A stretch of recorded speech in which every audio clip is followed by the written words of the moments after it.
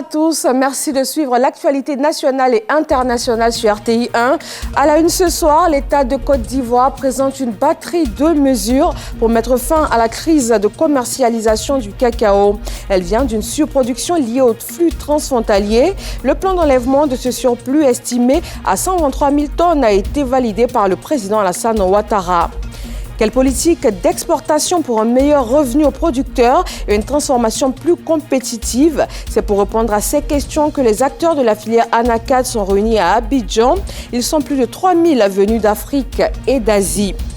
Acheter en ligne, un geste censé être simple, mais bien souvent, c'est la déception face à des produits non conformes, de qualité douteuse ou encore un colis qui n'arrive jamais. Derrière l'espoir de gagner du temps se cache parfois un vrai piège. Nous en parlons dans ce 20h. Et puis le Togo qui a confirmé aujourd'hui l'extradition de Paul-Henri Sandaogo Damiba vers le Burkina Faso. L'ancien chef militaire burkinabé a été renversé en 2022 et accusé d'être le cerveau de plusieurs tentatives de putsch. Vous êtes sur RTI 1, bienvenue. Démarrons avec cette crise qui secoue la filière cacao en Côte d'Ivoire. Elle est due principalement à une surproduction liée au flux transfrontalier en provenance de pays limitrophes. Le président Alassane Ouattara vient de valider un plan d'enlèvement du surplus, en plus d'autres mesures fortes comme la mise en place d'un dispositif d'achat des stocks au prix de 2 800 francs par kilogramme garanti par le Conseil Café-Cacao. Lansine Bakayoko. Selon le ministre d'État Kobena Kwasi Adjoumani, la campagne de commercialisation cacaoyère en cours se déroule dans un contexte de forte mobilisation de volume et de pics d'acheminement vers les circuits habituels de collecte, de stockage, de transformation et d'exportation. Cette dynamique, combinée à certaines contraintes logistiques et portuaires, provoque par endroits des ralentissements temporaires dans l'enlèvement et la commercialisation. À cela s'ajoute une forte pression liée au flux transfrontalier en provenance de pays limitrophes où les prix bord champ pratiqués sont inférieurs à celui pratiqués en Côte d'Ivoire. Face à cette situation, le gouvernement a agi avec responsabilité en renforçant son dispositif de surveillance aux frontières et a mis en place un plan d'enlèvement des surplus. Ce plan a été validé en liaison avec le Conseil du Café-Cacao, qui travaillera de concert avec l'Organisation interprofessionnelle agricole Café-Cacao. Il entre désormais dans sa phase opérationnelle. Les enlèvements vont donc démarrer dans les jours à venir. Il ne s'agit pas d'une action ponctuelle. Ce mécanisme mis en place se poursuivra tout au long de la campagne principale afin de décongestionner le bord champ, restaurer la fluidité des achats et permettre à la campagne de se dérouler convenablement. En termes de stratégie, l'État va s'appuyer en priorité sur des opérateurs nationaux crédibles, solides et structurés qui conduiront les opérations d'achat et d'enlèvement en collaboration avec leurs partenaires traditionnels, notamment les broyeurs, les multinationales et les exportateurs internationaux. Plusieurs mesures ont été prises pour l'enlèvement des 123 000 tonnes de surplus résiduel concernés. 1. Faire l'inventaire de tous les stocks de cacao invendus disponibles dans les zones de production. 2. Procéder à la mise en place d'un dispositif d'achat de ce stock au prix de 2 800 francs par kilogramme garanti par le Conseil du Café-Cacao en collaboration avec l'OIA Café-Cacao et les autorités administratives. 3. Mettre en place une organisation de séances d'information et de sensibilisation de l'ensemble des acteurs sur le dispositif qui sera mis en place pour faciliter l'enlèvement des produits. Ces dispositions permettront d'agir rapidement en zone de production, de rétablir la liquidité, de sécuriser l'évacuation vers les usines et les ports, tout en renforçant le rôle des acteurs nationaux dans la chaîne des valeurs. Ces opérations d'achat devraient coûter environ 280 milliards de francs CFA. Le gouvernement, avec le Conseil Café-Cacao, en liaison avec l'OIA Café-Cacao, devrait également assurer l'encadrement, la traçabilité, la coordination logistique et le respect des règles de commercialisation dans un objectif clair, protéger le revenu des producteurs et préserver la stabilité sociale. Nous restons dans le domaine agricole. La filière cajou a ouvert aujourd'hui les journées nationales de l'exportateur de cajou de Côte d'Ivoire. Pour cette 6e édition, 2 jours durant, 3000 acteurs d'Afrique et d'Asie planchent sur la politique d'exportation à mettre en place. Il s'agit pour ces experts d'arriver à garantir un meilleur revenu aux producteurs et aussi de parvenir à un système de transformation plus compétitif. Léon Proulx. La Côte d'Ivoire, premier producteur et exportateur mondial avec plus d'1 500 000 tonnes de noix brutes et 3e transformateur mondial de cajou en 2025, grâce aux réformes impulsées par le gouvernement, reste à garantir durablement aux producteurs de meilleurs revenus. Un défi que veut relever cette 6e édition des Ginexi, les journées nationales des exportateurs de cajou. Il y a aussi le défi de la qualité. Et en interne, nous sommes en train de travailler de façon intense, naturellement en renforçant les dispositions en termes d'action, de concert avec le Conseil Coton Anacad de qualité, pour qu'on arrive à optimiser au niveau de la qualité pour que le producteur, comme on le dit, soit vraiment bien rémunéré. L'avenir de la filière, c'est la transformation. Au sein de notre corporation, nous avons déjà implémenté cette politique de permettre à nos membres exportateurs de noix brutes d'aller à la transformation. Et donc pour nous ici, c'est le cadre de trouver des financements et des orientations pour réussir cette activité. Autre défi, faire de la transformation le 2e levier de la valorisation des chaînes de valeur de la filière Anacad après l'exportation du cajou. Le Conseil Coton Anacad et Carité soutient les Ginexi au regard du potentiel que représente cette transformation locale, 43% de la production nationale en 2025. En termes de valeur ajoutée, pour 2024, on était pratiquement à 300 milliards à peu près. Mais là, avec le boom qui a été fait, c'est pratiquement 650 milliards au titre même de l'ensemble de la filière Anacad. Si vous avez 57% à l'exportation, vous devez mettre en place un bon circuit d'exportation. Lorsqu'ils nous appellent pour venir à des séances pareilles, pour nous, c'est le lieu aussi d'échanger avec eux, de comprendre un peu leurs problématiques, voir qu'est-ce qu'on peut faciliter pour qu'il y ait un meilleur revenu pour nos parents producteurs. Quelle politique d'exportation pour un meilleur revenu aux producteurs et une transformation plus compétitive en Côte d'Ivoire? Thème des Ginexi, ces 2 jours de concertation et de rencontres d'affaires entre acheteurs, exportateurs et transformateurs ivoiriens de cajou et leurs partenaires d'Afrique et d'Asie, dont le Vietnam. Intéressons-nous maintenant au commerce en ligne. Acheter ou vendre, des actes qui font désormais partie du quotidien de nombreux Ivoiriens sur la toile. Pour le client, il s'agit souvent de gagner du temps, de l'énergie et même de l'argent. Mais certains déchantent très vite en recevant des articles non conformes, de mauvaise qualité ou simplement en se faisant arnaquer par de faux profils. Quelles sont les règles en la matière? Comment ne pas se faire avoir autant pour le commerçant que pour le client? Le dossier de Lionel Yomoli, Alexis Ouedraogo, Moussa Traoré, Désiré Afo et Alassane Oulé. En février 2025, Emmanuela commande cette perruque sur une page internet cumulant les 2 millions d'abonnés. Malheureusement, la jeune fille ne verra jamais cet article. Normalement, la perruque devait venir le samedi qui suivait. Toute la journée, maman ne reçoit pas d'appel, c'était bizarre. Donc, elle lui laisse un message aux environs de 18h pour lui demander concernant sa commande. Et le monsieur ne répond pas. Plusieurs fois, elle use de techniques de ruse pour essayer de mettre le grappin sur le présumé arnaqueur. Mais ces tentatives restent vaines. J'ai eu l'idée d'envoyer de l'argent sur son compte Mobile Money. Et je me suis rendu compte que le nom qui s'affichait, ce n'était pas le nom d'une femme, mais le nom d'un homme. Et c'est là qu'on a vu que c'était de l'arnaque.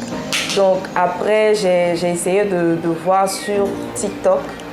Et je me suis rendu compte qu'il a arnaqué plusieurs personnes. Espérant trouver ce qui lui est dû, Emmanuela va pour la énième fois essayer de contacter son voleur. L'appel n'aboutira pas.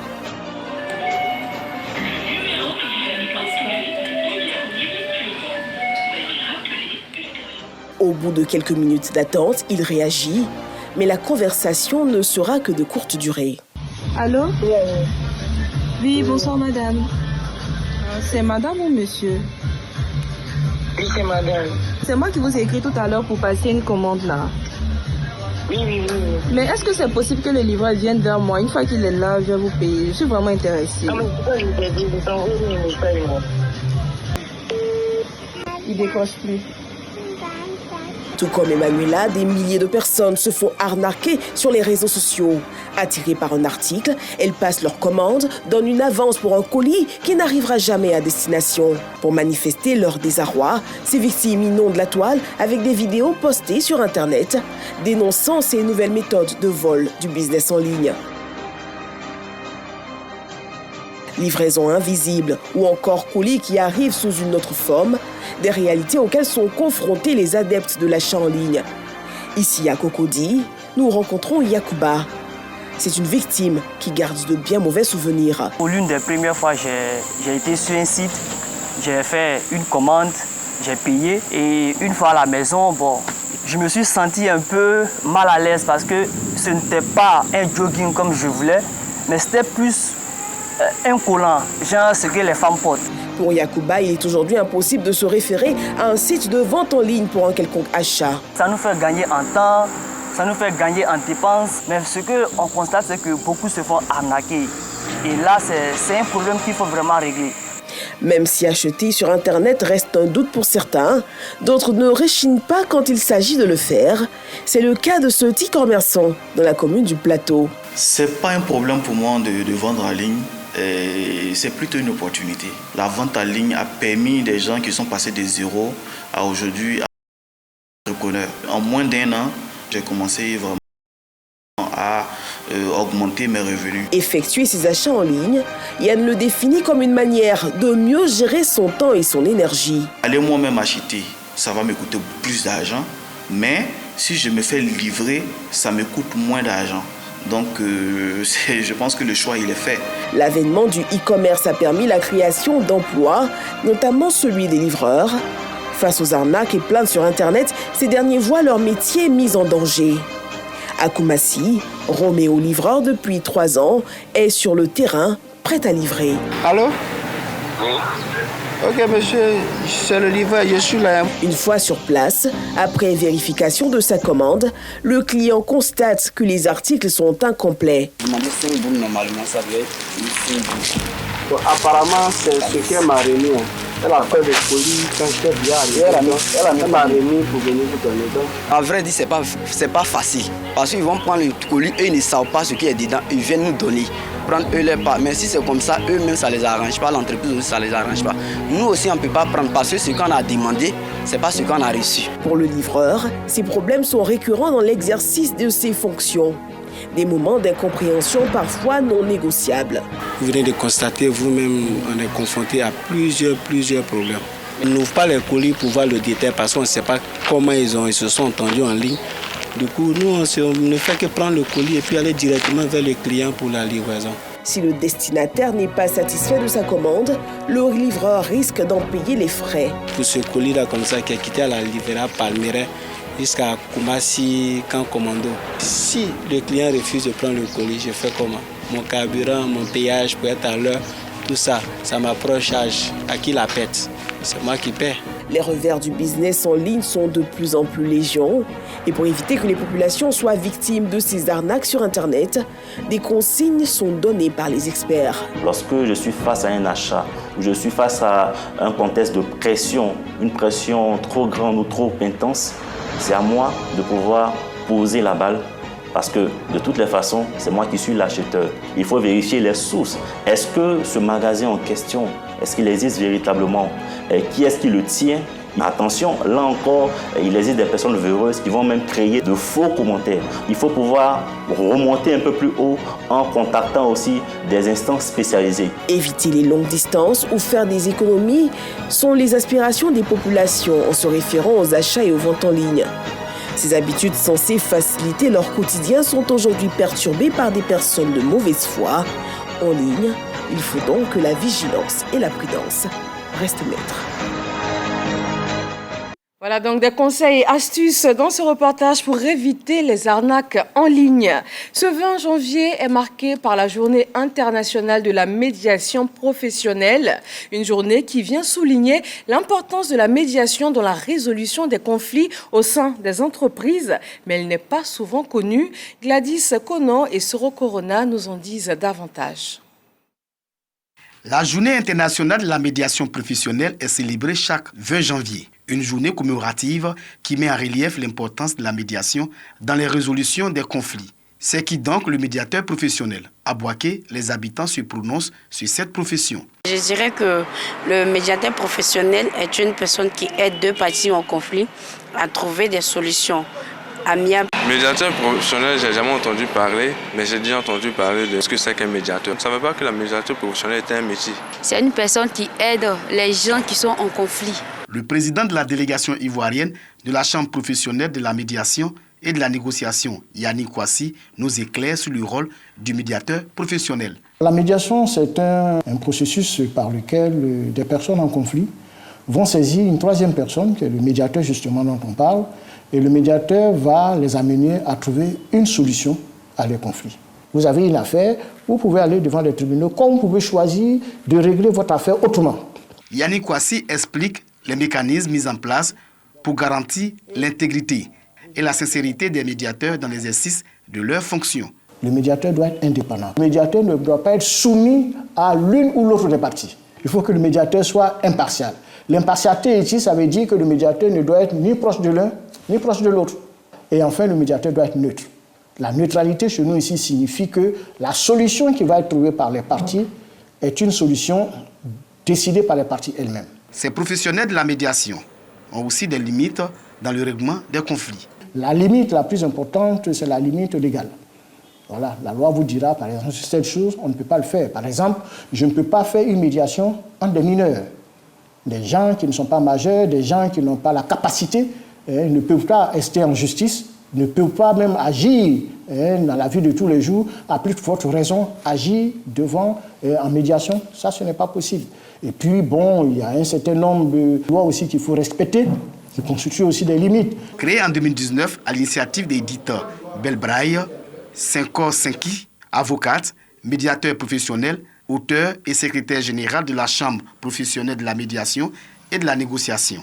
La Journée internationale de la médiation professionnelle a pour vocation de comprendre les phénomènes de société, de permettre l'expression des acteurs reconnus et d'offrir un espace de réflexion sur les relations humaines. En Côte d'Ivoire, il y a une centaine de médiateurs professionnels. Ils exercent au sein de la Chambre professionnelle de la médiation et de la négociation. Direction Kouassi d'Atekro, localité de l'Est de la Côte d'Ivoire. Le centre de santé urbain vient d'être doté d'une ambulance neuve. Les évacuations sanitaires vers des structures sanitaires plus appropriées se feront désormais plus aisément. C'est un appui de la Mutuelle pour le développement économique, social et culturel de Kouassi d'Atekro. Un mot de culture avec la 3e édition du festival Port Lala. Ce sera du 5 au 7 février prochain à Kouto, dans la région de la Bagoué. C'est un événement culturel qui vise la transmission de valeurs comme la cohésion sociale et le rayonnement panafricain. Le compte-rendu de Grace Kou et Yafolo de Zana. Dans son traditionnel rythme du terroir, le Port Lala s'impose au fil des années comme un rendez-vous culturel majeur dans le nord de la Côte d'Ivoire. Après 2 éditions, le festival s'apprête à écrire une 3e page de son histoire. Le Port Lala Festival, qui se veut la biennale des arts et de la culture africaine en pays Sénoufo, vise à renforcer le rayonnement culturel de la région et mettre en lumière l'importance d'un dialogue interculturel ouvert sur le monde. Le festival a 6 ans et pour cette édition, on veut vraiment des innovations. Le thème central de l'édition cette année, l'édition 2026, c'est nos racines, nos ailes. Savoir d'où on vient pour mieux apprécier où on va. C'est un rendez-vous de brassage culturel, mais c'est aussi et surtout donner la possibilité aux populations qui sont sur place d'en bénéficier. Cette édition va se dérouler autour de 3 temps forts, dont des assises universitaires, un débat et le festival populaire avec des milliers de festivaliers. Depuis plus de 20 ans, je fais des recherches sur la culture Sénoufo. J'ai réussi à écrire un livre sur ça. Et donc, ce festival va me permettre justement, à mon niveau, d'enrichir aussi, parce que je vais aussi pour apprendre, et puis aussi apporter apporter aussi. C'est vraiment une belle opportunité. Le brassage culturel, c'est tellement important dans un monde d'aujourd'hui où il y a tellement de tensions entre les peuples. Une opportunité comme ça pour amener des gens ensemble, ça ne peut qu'être une bonne chose. Le festival Porlala signifie un pays sénoufo, le temps du poro et de l'épanouissement de la culture sénoufo.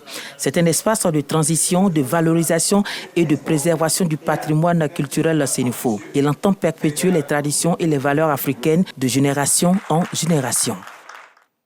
La communauté musulmane du quartier Atoban, dans la commune de Cocody, a inauguré son nouvel édifice religieux. La réalisation de cette mosquée représente l'aboutissement d'une ferme volonté de sacrifice et d'engagement religieux. Le reportage de Théodore Zouzou. La communauté musulmane de Cocody Atoban vient d'ouvrir les portes de sa nouvelle mosquée. Elle a été réalisée sur fonds propres à hauteur d'1 milliard de francs CFA et inaugurée par le cheikh Aïma Ousmane Diakité, président du COSIM. Le guide suprême de la communauté musulmane de Côte d'Ivoire a saisi l'opportunité pour inviter les fidèles musulmans à s'investir davantage dans la réalisation des édifices religieux islamiques. Je voudrais saluer la communauté musulmane d'Atoban pour avoir appliqué la sunna du prophète Mohammed sallallahu alayhi wa sallam et faire appel à tous les cadres, à tous ceux que Dieu a gratifiés des moyens à travers toute la Côte d'Ivoire et même au-delà, à s'investir et à investir dans le spirituel. Une tribune pour le comité d'organisation d'exprimer sa reconnaissance aux fidèles de la mosquée pour la mobilisation financière dont ils ont fait preuve. Ce jour est l'aboutissement d'un rêve.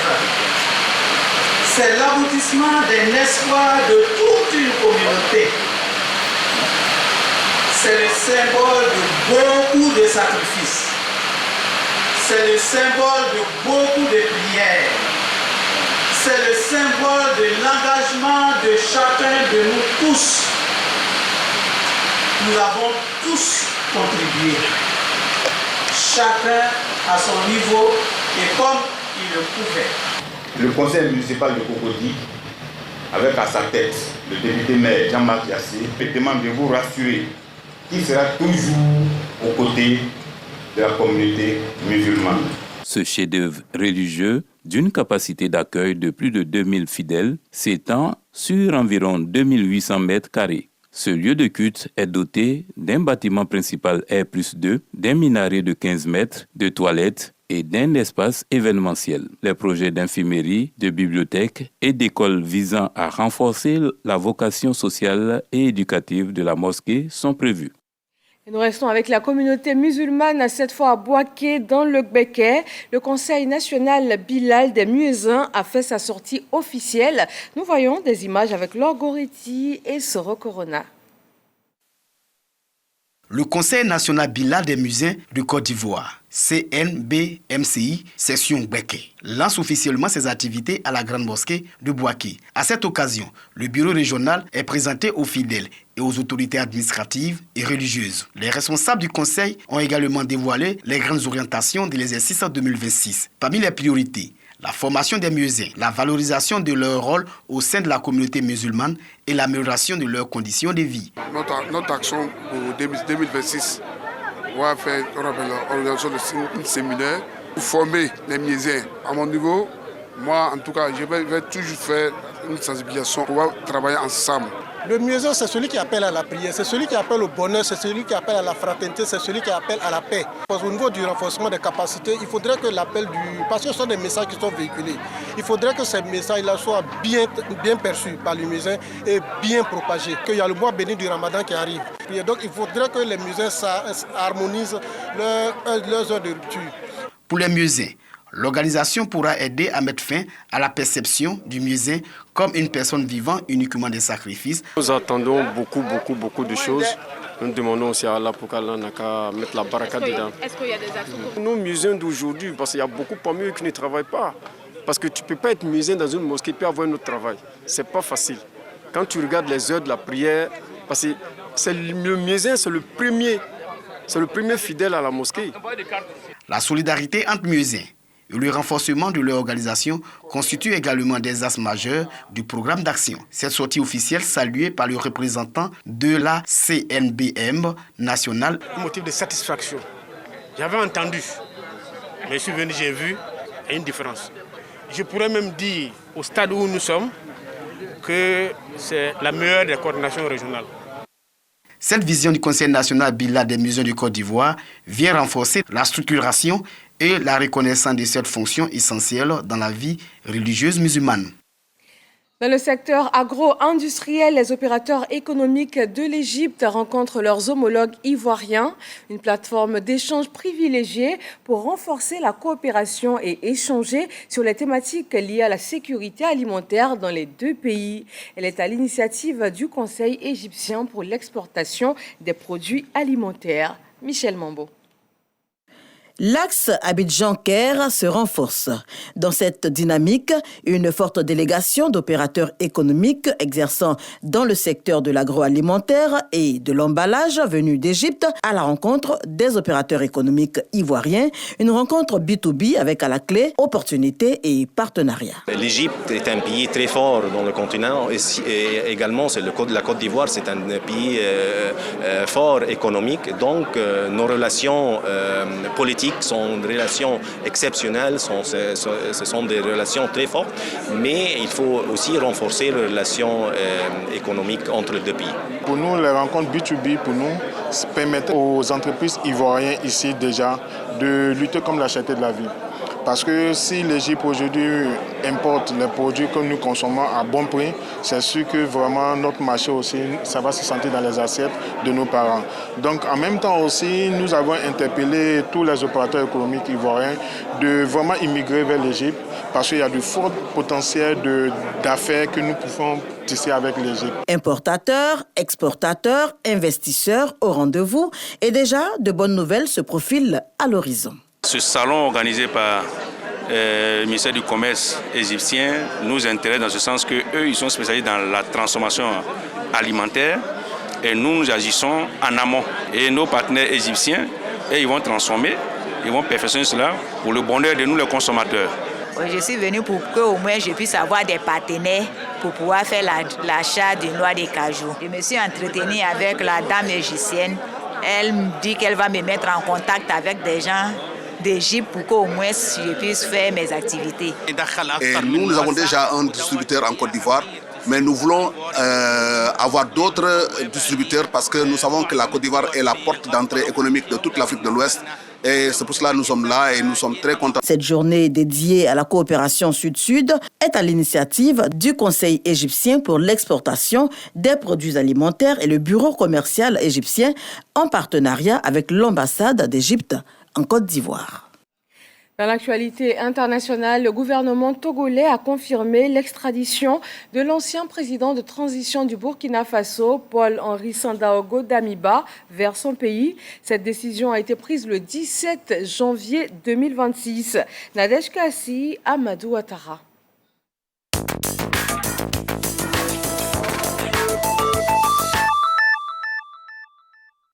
Le gouvernement togolais a confirmé ce mardi l'extradition vers le Burkina Faso de l'ancien président de la transition, le lieutenant-colonel Paul-Henri Sandaogo Damiba. Renversé en 2022, il est accusé d'avoir été impliqué dans plusieurs tentatives de coup d'État. Paul-Henri Damiba avait pris le pouvoir en janvier 2022 à la suite d'un putsch contre le président élu Roch Marc Christian Kaboré. Depuis début décembre, la grève des enseignants s'intensifie au Gabon. Malgré l'injonction du gouvernement à reprendre le travail le 19 janvier 2026, de nombreux établissements scolaires sont restés déserts. Alors que le bras de fer social se poursuit, la crise a pris une nouvelle tournure avec l'arrestation lundi et mardi matin de deux figures syndicales, Marcel Libama et Simon Ndong Edzo. Le roi Mohamed VI a accepté l'invitation du président américain Donald Trump à rejoindre son conseil de paix en tant que membre fondateur. Les États candidats à un siège permanent devront contribuer à hauteur d'$1 milliard en espèces. Et c'est la fin de ce 20h que nous avons pris beaucoup de plaisir à vous présenter. Retrouvez à 20h50 le débat politique. Le numéro 2 ce soir est consacré à la nouvelle Assemblée nationale de Côte d'Ivoire. Quelles sont les orientations pour la législature 2026-2030 ? Rendez-vous donc avec Hamza Diaby. Excellente fin de soirée et à demain.